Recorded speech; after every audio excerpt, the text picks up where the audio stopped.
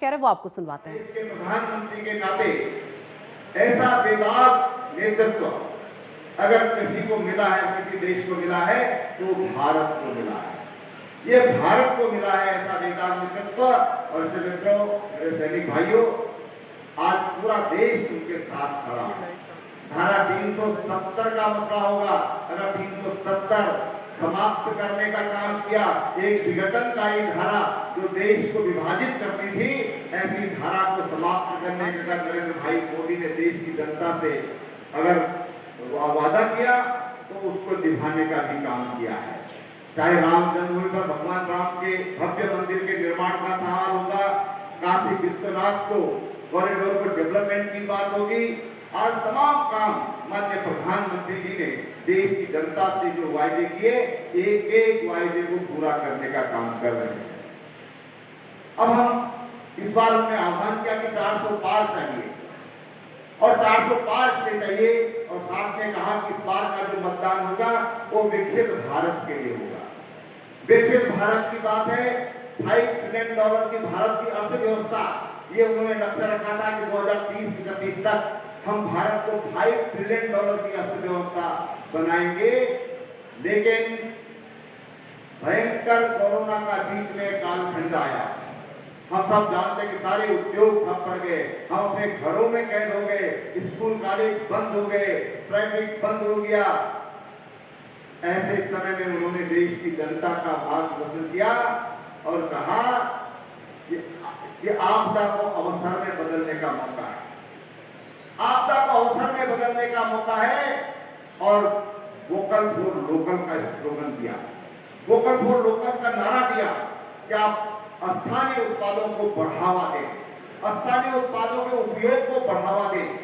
और हम सब देखते हैं कि जहां दुनिया की अर्थव्यवस्थाएं डगमगा गई, तमाम जो विकसित राष्ट्र होने का दम भरते थे, जो दुनिया में ये कहते थे कि हमारी स्वास्थ्य व्यवस्था सर्वोच्च स्वास्थ्य व्यवस्था हमारी है, उन्होंने किसी देश को वैक्सीन देने का काम नहीं किया। भारत ने अपना वैक्सीन तैयार किया और 100 से ज्यादा देशों को वैक्सीन देकर के उनके जीवन बचाने का भी काम किया।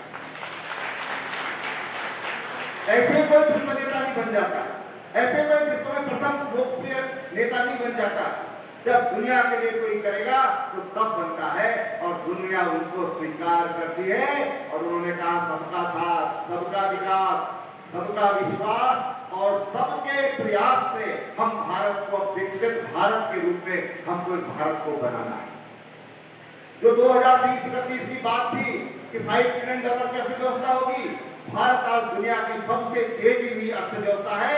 आज भारत की जीडीपी 6.6% हो गई है। ये दुनिया में कोई देश, आज चाइना भी हमसे पीछे चला गया है, जापान हमसे पीछे चला गया है, यूएस हमसे पीछे चला गया है।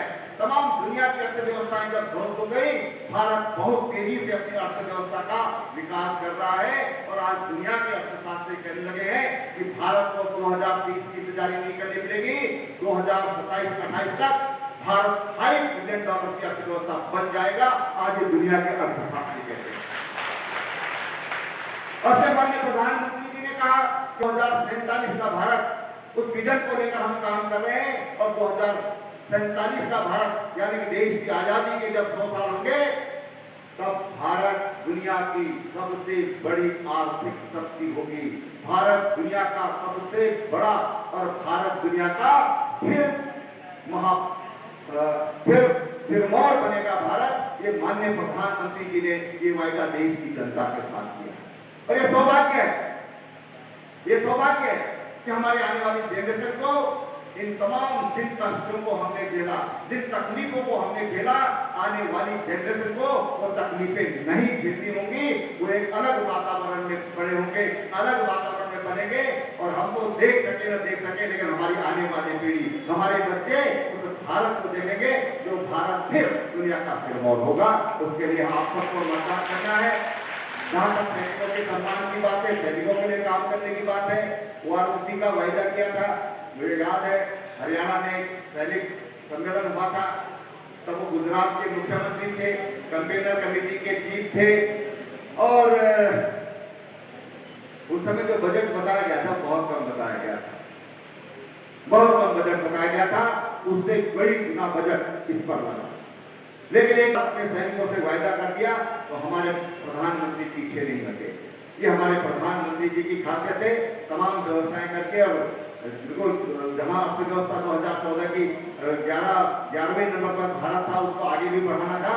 उस भारत में भी अपने सैनिकों को वारोपी का वायदा जो है उन्होंने पूरा किया। मुझे भी मुख्यमंत्री बनने के बाद मौका मिला।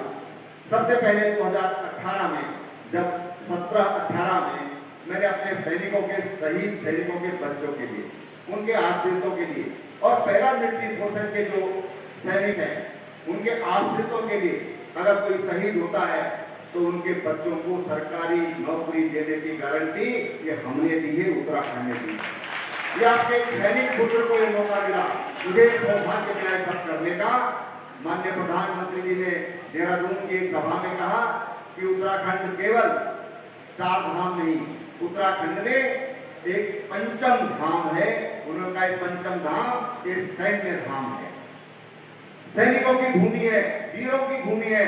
मुझे सौभाग्य मिला कि देहरादून में सैन्य धाम का शिलान्यास करने का सौभाग्य मुझे मिला और मैं उससे बड़ा अपने आप को गौरवान्वित महसूस करता हूँ। हम अपने सैनिकों के लिए परिकल्पना ये थी कि वहां पर जब हमारे प्रदेश की सरकार शपथ देगी तो सैन्य धाम में जाकर के उस स्मारक के सामने अपने उन सैनिकों को जिन्होंने देश के लिए कुर्बानी दे दी वो साक्षी होंगे। हम इस देश को एक ईमानदार सरकार देंगे, एक ऐसी सरकार देंगे जैसे हमारा सैनिक निस्वार्थ भाव से सेवा करता है, ऐसे जनसेवक हम बनेंगे। इसलिए उस सैन्य धाम की स्थापना ये देहरादून में करने का हमने निर्णय लिया। मुझे बड़ा अच्छा लगता है। एक बार एक फौजी भाई आए, उनको सेना बोर्ड पर रोक दिया गया सचिवालय में आने से। मुझे पता चला, मैंने उनको बुलाया, मेरे को तुरंत बुलाया और तुरंत आदेश किया कि अगर कोई सैनिक, पूर्व सैनिक अपना आई कार्ड लेकर आता है तो वही उसके लिए सचिवालय में घुसने का प्रवेश पत्र होगा। उसको लाइन में खड़े होकर के और प्रवेश पत्र बनाने की अनुमति लेने की जरूरत नहीं है। उसका आई कार्ड ही उसके लिए सचिवालय में, मुख्यमंत्री निवास में जाने के लिए यही पर्याप्त माना जाएगा। ये शासनादेश करने का सौभाग्य भी मुझे मिला है। वीर नारियों के लिए, सैनिकों के परिवारों के लिए तमाम तरह के काम मैं बहुत काम गिना सकता हूँ, लेकिन मैं समझता हूँ कि देश को, सैनिक को क्या चाहिए। देश के सैनिक को अच्छे अस्त्र शस्त्र चाहिए। देश के सैनिक को अच्छे अस्त्र शस्त्र चाहिए, क्योंकि वो जानता है कि देश की सुरक्षा के लिए। याद करिए 2009 में हमारी सेना ने तत्कालीन रक्षा मंत्री को, प्रधानमंत्री को कहा कि हमको कुछ ब्लैक प्रूफ जैकेट चाहिए, लेकिन वो ब्लैक प्रूफ जैकेट के लिए उनके पास बजट नहीं मिला। आप ताजुब करेंगे 2014 में जब नरेंद्र भाई मोदी देश के प्रधानमंत्री बने तो उन्होंने अपने सैनिकों के लिए जो संवेदनशील क्षेत्रों में काम कर रहे हैं उनके ब्लैक प्रूफ जैकेट का पहले आकर के सौदा किया।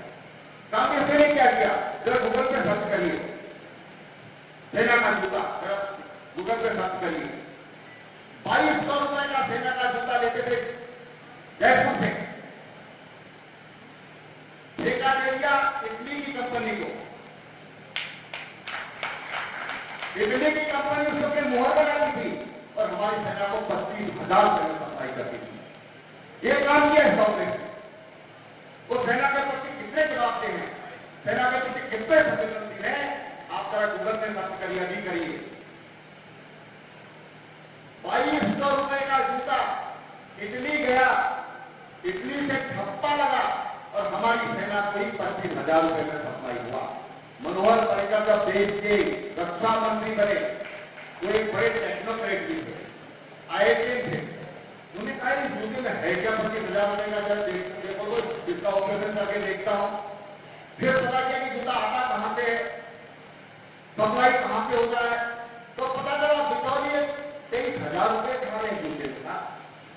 ये इन्होंने सेना के साथ किया, जिसको गांव माना जाता था। आपको ध्यान होगा वो घोटाला हुआ था जब विदेशों में सेना के लिए डील होती थी तो ये माना जाता था कि अगर इसमें कोई रिश्वतखोरी हुई तो गौ का खून देना जाता है, लेकिन उन्हें वो गोश्त को भी नहीं हुआ।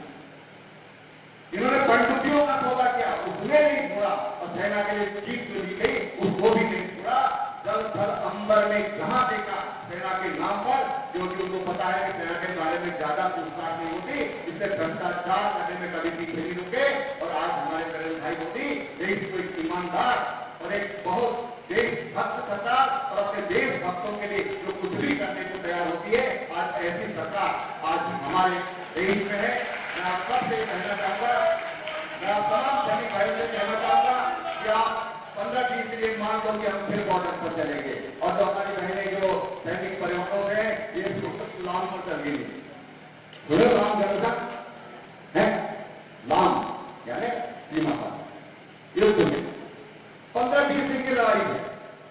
इस लड़ाई में आप सबसे आह्वान करता हूं, हमारे तमाम सैनिक पूर्व सैनिक एक एक घर जाकर के एक मतदाता को लिख करके और एक बार फिर मेरे भाई को प्रधान बनाने के लिए उनसे मतदान के लिए अपील करें, एक एक दाता मतदान करने के जाए ये उनसे अनुरोध करें।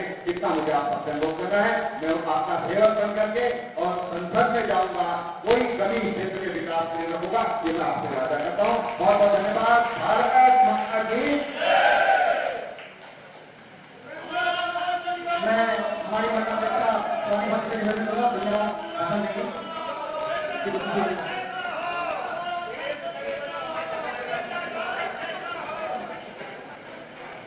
आज के इस कार्यक्रम को सफल बनाने के लिए आप सभी लोगों का तहे दिल से धन्यवाद, बहुत बहुत धन्यवाद।